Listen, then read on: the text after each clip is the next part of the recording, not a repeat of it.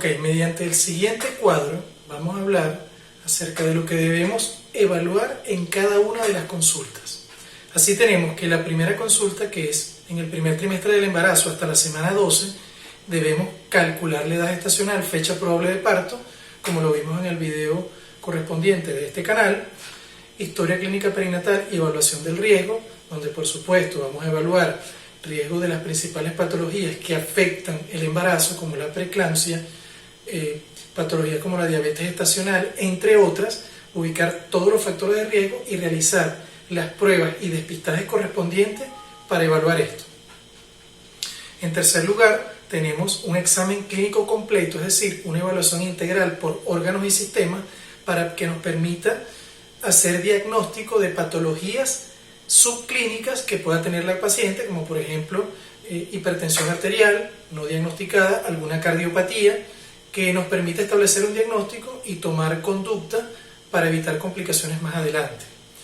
Peso corporal, es fundamental el inicio del embarazo, tener el peso corporal y la talla, el cual nos va a permitir calcular el índice de masa corporal y nos va a permitir establecer riesgo de acuerdo al índice de masa corporal con que inicia el embarazo. Los invito a ver el video sobre alimentación, índice de masa corporal, donde se explica claramente todo esto. A continuación, investigar el estilo de vida de riesgo, por supuesto con la finalidad de intervenir y hacer cambios, por ejemplo, en la alimentación, hábito tabáquico, por ejemplo, que nos pueden afectar el embarazo. Detectar susceptibilidad a rubiola, esto es importante hacerlo en el primer trimestre del embarazo, sobre todo verificar que la paciente no le haya dado rubiola, si está vacunada, etc. Vacuna antitetánica, diftérica y toferina. Por supuesto, el esquema de vacunación del embarazo en Venezuela contempla 3 vacunas, que es el toxoide tetánico, la antiinfluenza y la hepatitis B. Son vacunas que se deben colocar.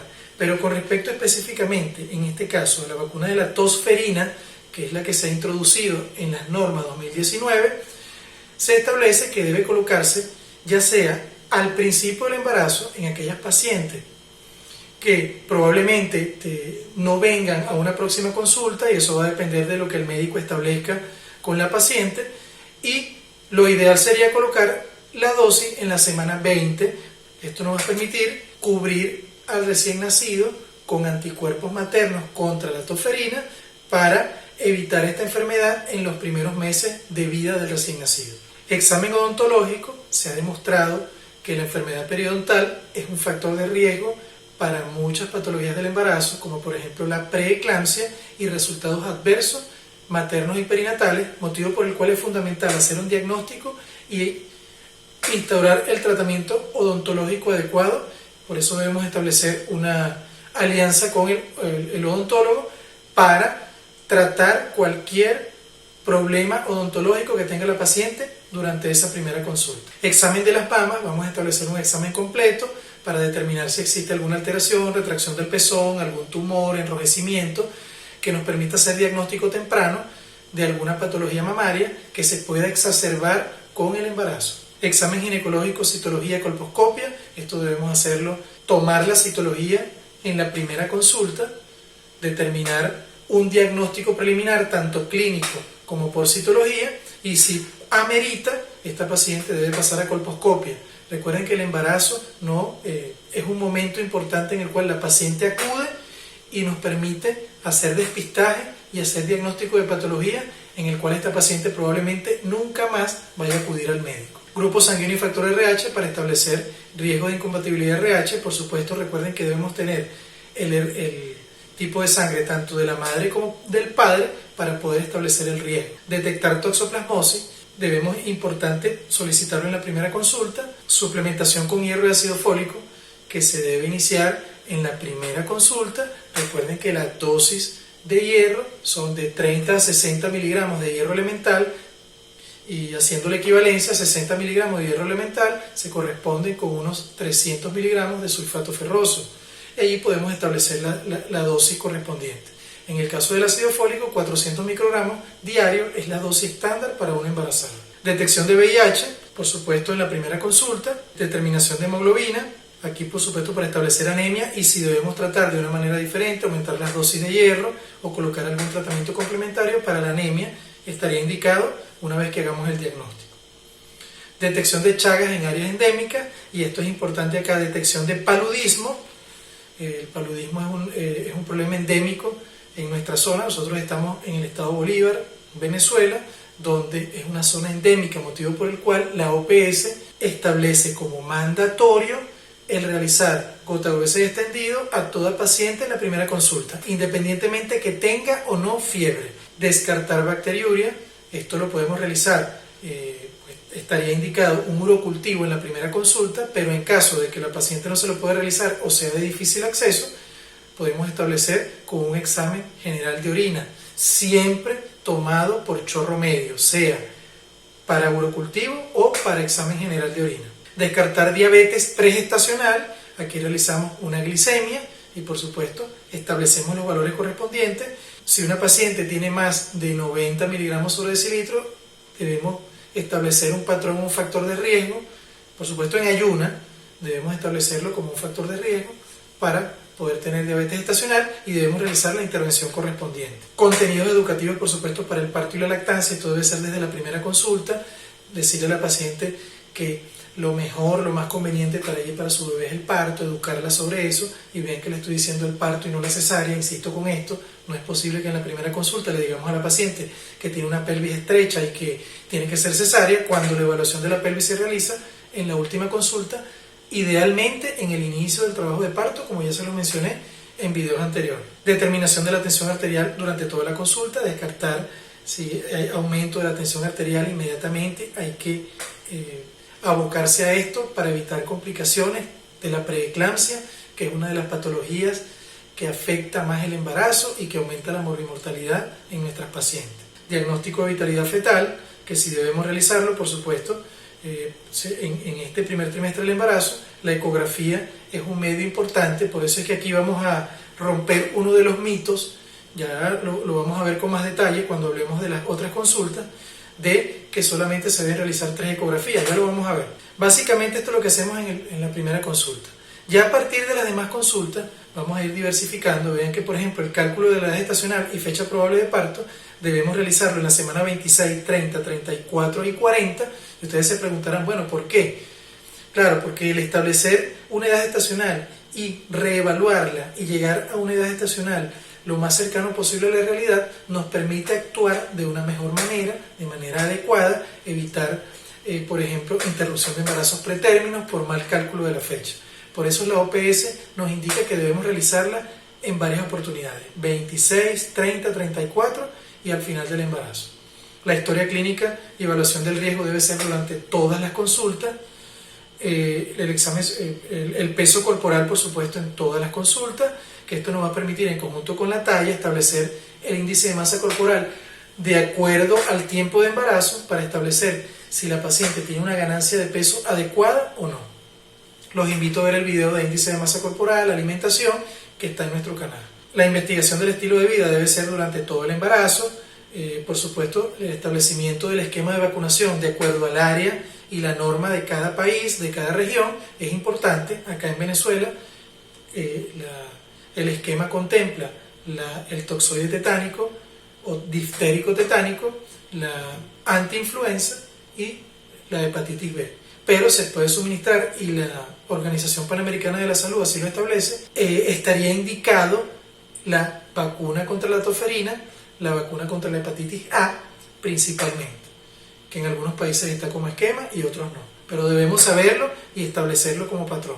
La detección de toxoplasmosis se debe realizar no solamente al principio del embarazo, donde vamos a detectarlo tempranamente. Recuerden que la toxoplasmosis produce alteraciones importantes en el desarrollo fetal, pero también en la semana 30, porque una vez que ocurre la infección tardíamente en el embarazo, esto puede traer como consecuencia un aumento del riesgo de parto prematuro, recién nacidos de bajo peso, ruptura prematura de membrana, entre otros, motivo por el cual es importante realizar la evaluación, aun cuando haya salido negativa en la primera consulta, realizarla en la semana 30. Detección de HIV, que lo vamos a hacer no solamente en la primera consulta, sino en la semana 30 y la semana 36, para establecer diagnóstico temprano y tratamiento oportuno para evitar la transmisión vertical del virus. La detección de hemoglobina, semana 12, 26 y 36, vean que son 3 nada más. Esto es suficiente para establecer un parámetro importante y poder tratar a los pacientes con anemia. La suplementación de hierro y ácido fólico debe ser durante todo el embarazo, detección de sífilis, al igual que VIH, semana 12, 30, 36. Por supuesto, en el caso del paludismo, si la paciente presenta fiebre durante el embarazo en una zona endémica, debe realizarse una gota gruesa y extendida en cualquier momento del embarazo. El descarte de bacteriuria lo hacemos en la primera consulta, en la semana 26 y la semana 34. Esto nos permite establecer el diagnóstico y el tratamiento oportuno para evitar las complicaciones producto de la infección urinaria. La diabetes gestacional como tal se descarta en la semana 26. Ya vimos que la pregestacional se descarta en la semana 12.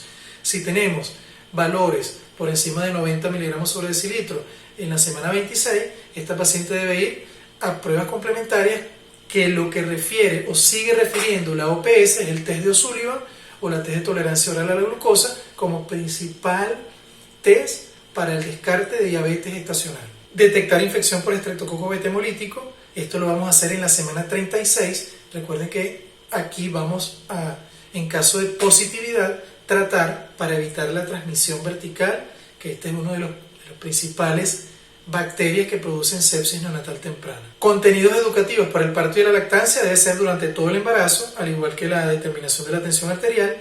Y con respecto a la evaluación del crecimiento fetal y la evaluación del líquido amniótico, les quiero pararme un momentico acá para establecer que la Organización Mundial de la Salud anteriormente establecía que solamente con 3 ecografías o 4 ecografías durante todo el embarazo era suficiente. Pero si en las pautas actuales nos establecen que desde la semana 26 hasta la semana 40 debemos evaluar crecimiento fetal y líquido amniótico, el principal instrumento que tenemos para evaluar estos parámetros es la ecografía, motivo por el cual si en el primer trimestre debemos realizar ecografía y posteriormente a partir de la semana 30 hasta la 40 tenemos que 1, 2, 3, 4, 5, 6 ecografías por lo menos se deben realizar durante el embarazo. Y recuerden que estamos hablando en embarazos de bajo riesgo. Un embarazo de alto riesgo va a tener mucha mayor cantidad de consultas y probablemente mucha mayor cantidad de ecografía dependiendo cuál sea el riesgo que tiene la paciente. La pelvimetría clínica debemos realizarla idealmente en el inicio del trabajo de parto. No se les olvide esto. No podemos realizar una pelvimetría clínica a la semana 35 y decirle a la paciente que no puede parir y que es una cesárea. Ya en el video sobre la evaluación clínica de la pelvis establecemos el por qué ocurre esto. Les invito a verlo para que les quede claro toda esta información. Y la consejería y provisión de anticonceptivos, por supuesto, al final del embarazo se establece que existen anticonceptivos como el dispositivo intrauterino, ya sea té de cobre o dispositivo con levonorgestrel, lo podemos colocar inmediatamente después del parto, es decir, cuando la paciente tiene el alumbramiento, posterior al alumbramiento se puede colocar el dispositivo o, en el caso que sea una cesárea, antes del cierre del útero se coloca el dispositivo. Esto tiene que tenerlo claro la paciente al momento previo al parto para ella tomar la decisión si se coloca este tipo de método anticonceptivo que ha demostrado ser muy efectivo para evitar un embarazo dentro de los próximos 2 años, que recuerden que esto nos aumenta el riesgo de morbimortalidad materna, fetal y perinatal en embarazos posteriores cuando ocurren dentro de los 2 años de periodo intergenésico. Bueno, entonces básicamente esto es lo que le quería hablar, introducir estas nuevas características del control prenatal, el tiempo, la periodicidad y establecer qué se debe evaluar en cada uno de los controles. Recuerden que esto es para embarazos de bajo riesgo, entonces debemos tener claro que la OPS y la OMS no establecen parámetros para determinar si el embarazo es controlado o no controlado. Ellos lo que nos establecen es que el mínimo de controles necesarios para que una paciente tenga un embarazo con una evolución lo más apta posible debe ser esta que le estoy mostrando acá. O sea, nuestra finalidad es que la embarazada, toda embarazada, cumpla con todos estos parámetros, que nosotros podamos realizar de manera completa todos estos parámetros para poder lograr, que es nuestro principal objetivo, el bienestar de la madre y del recién nacido. Es decir, tener un final feliz.